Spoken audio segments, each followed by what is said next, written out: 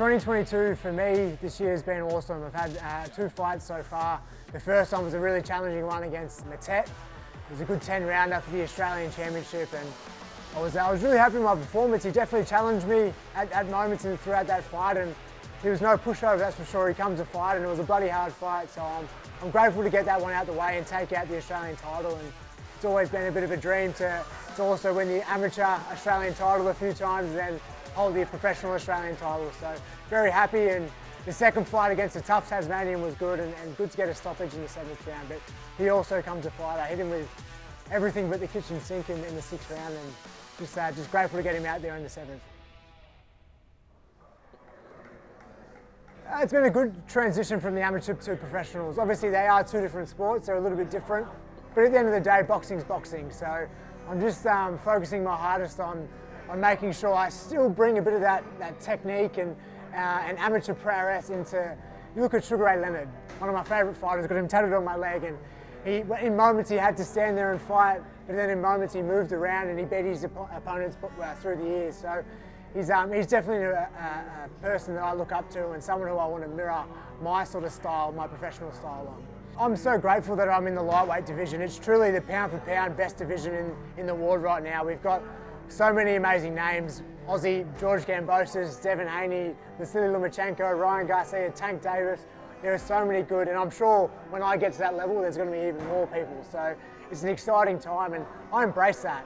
You actually have to sink or swim, eat or starve, and I love being in a division like that because you have to get better or else you won't achieve what you want to achieve. So I'm really grateful that I'm in that division. And personally, I'd love to fight Vasil Lomachenko, more so just because I got him tattooed on my leg. He's my favourite fighter, and I know he's probably coming to the back end of his career, and I don't know if he'll still be around by the time in 2 years' time when I'm probably at that international level. But I hope he's still around. That's definitely someone, just based on his amateur record, 397 fights, losing 1, and 2-time Olympic gold medalist. It would just be an honour to share the ring, and they say fight or train until your idols become your rivals, and that's what I want to do.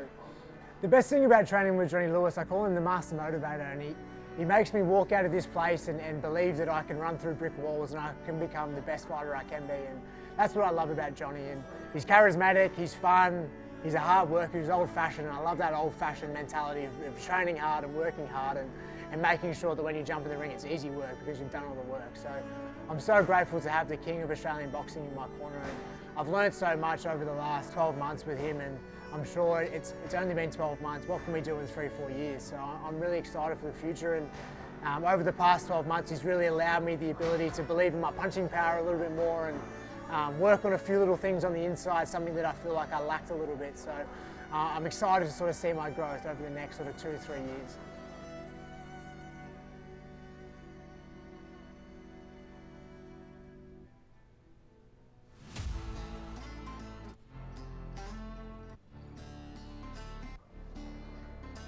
In the next 12 months, I would love to fight in Australia.